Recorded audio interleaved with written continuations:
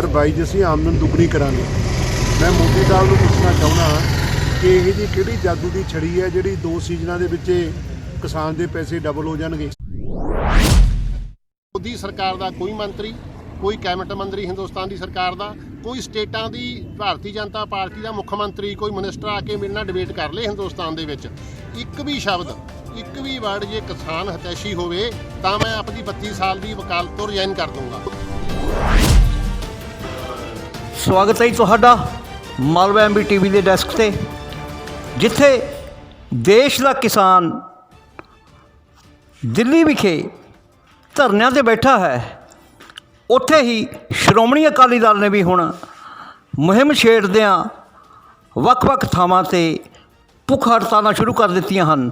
ਐਸੇ ਦੇ ਚਲਦਿਆਂ ਬਾਬੂ ਪ੍ਰਕਾਸ਼ ਚੰਦ ਗਰਗ ਨੇ ਅੱਜ ਮਾਰਕੀਟ ਕਮੇਟੀ ਭਵਾਨੀਗੜ੍ਹ ਵਿਖੇ ਭੁੱਖ ਹੜਤਾਲ ਕੀਤੀ। ਇਸ ਮੌਕੇ ਉਹਨਾਂ ਕੇਂਦਰ ਸਰਕਾਰ ਤੇ ਦੋਸ਼ ਲਾਉਂਦੇ ਆਖਿਆ ਕਿ ਕਿਸਾਨਾਂ ਦੀਆਂ ਜਾਇਜ਼ ਮੰਗਾਂ ਨੂੰ ਵੀ ਨਹੀਂ ਮੰਨਿਆ ਜਾ ਰਿਹਾ। ਉਹਨਾਂ ਆਖਿਆ कि पार्टी जो भी हुक्म करेगी किसानां नाल मोढा जोड़ के खड़ांगे। मालवा MB TV तो गुरविंदर सिंह रोमी की रिपोर्ट।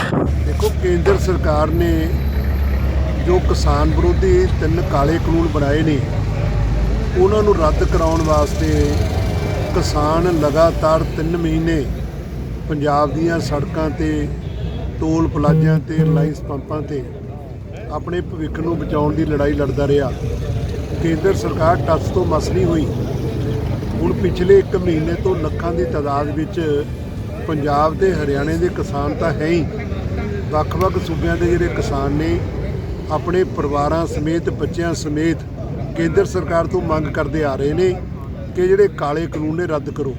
ਪਰ ਕੇਂਦਰ ਸਰਕਾਰ ਜਿਹੜੀ ਹੈ ਕਾਰਪੋਰੇਟ ਘਰਾਣਿਆਂ ਦੇ ਨਾਲ ਘਿਓ ਖਿਚੜੀ ਹੋਈ ਹੈ, बार-बार किसानों को गुमराह कर रही है कि ये जोड़े बिल ने किसान हितैषी ने ये 2022 'ਚ ਅਸੀਂ आमदन दुगनी करांगे।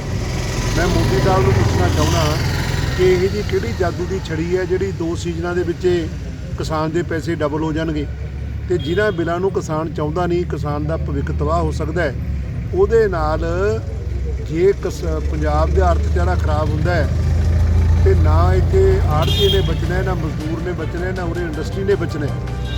ਉਲਟਾ ਕੇਂਦਰ ਸਰਕਾਰ ਇਹਨੂੰ ਸੈਬੋਟੇਜ ਕਰਨ ਵਾਸਤੇ ਕਦੇ ਅੱਤਵਾਦੀਆਂ ਦਾ, ਕਦੇ ਇਹਨੂੰ ਖਾਲਿਸਤਾਨੀਆਂ ਦਾ, ਕਦੇ ਨਕਸਲਾਈਟਾਂ ਦਾ, ਕਦੇ ਵਿਚੋਲੀਆਂ ਦਾ ਇਹਨੂੰ ਸੰਘਰਸ਼ ਨੂੰ ਦੱਸ ਰਹੀ ਹੈ।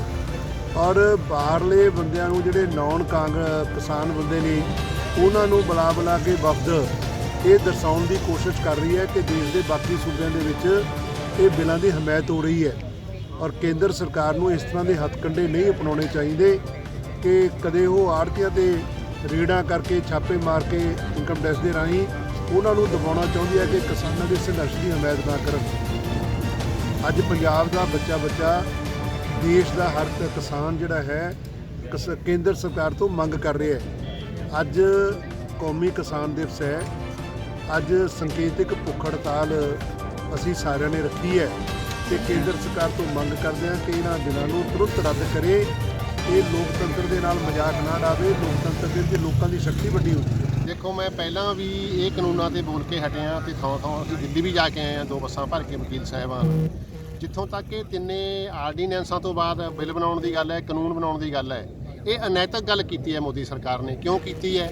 ਕਿਉਂਕਿ ਚਲੋ ਲੋਕ ਸਭਾ 'ਚ ਮੰਨਿਆ ਵੀ ਉਹਨਾਂ ਦੀ ਬਹੁਤ ਸੰਮਤੀ ਹੈਗੀ, ਪਰ ਰਾਜ ਸਭਾ 'ਚ ਉਹ ਮਿਨੋਰਟੀ 'ਚ ਨਾ, ਮੈਜੋਰਟੀ 'ਚ ਨਹੀਂ ਹਨ।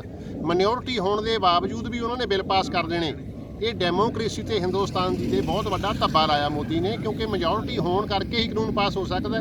ਜਦੋਂ ਮੈਜੋਰਟੀ ਹੈ ਨਹੀਂ, ਤੁਸੀਂ ਮਿਨੋਰਟੀ ਬਿਨਾਂ ਵੋਟਿੰਗ ਦੇ ਬਿੱਲ ਪਾਸ ਕਰਦੇ। ਇਹ ਐਮਰਜੈਂਸੀ ਤੋਂ ਬਾਅਦ, ਇੰਦਰਾ ਗਾਂਧੀ ਦੀ ਸਰਕਾਰ ਤੋਂ ਬਾਅਦ ਮੋਦੀ ਸਰਕਾਰ ਦੇ ਇਤਿਹਾਸ 'ਚ ਕਾਲਾ ਧੱਬਾ ਲੱਗ ਗਿਆ। ਹੁਣ ਉਦੋਂ ਅੱਗੇ ਗੱਲ ਲੈ ਲਓ, 3 ਆਰਡੀਨੈਂਸ ਬਿੱਲ ਬਣਾਏ ਆ, ਕਾਨੂੰਨ ਬਣਾਏ ਆ।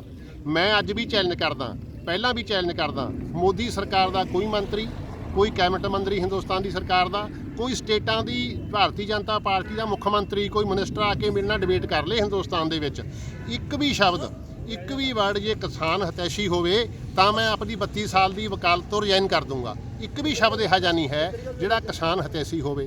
हुण मोदी साहब बारी बारी जाके गुजरात च अपने वर्करां नूं इकट्ठा करके कही जांदे किसान बैठे आ, राजस्थान जाए कही जांदे किसान बैठे आ, बीजेपी के आगू सारे किसान नहीं हैं।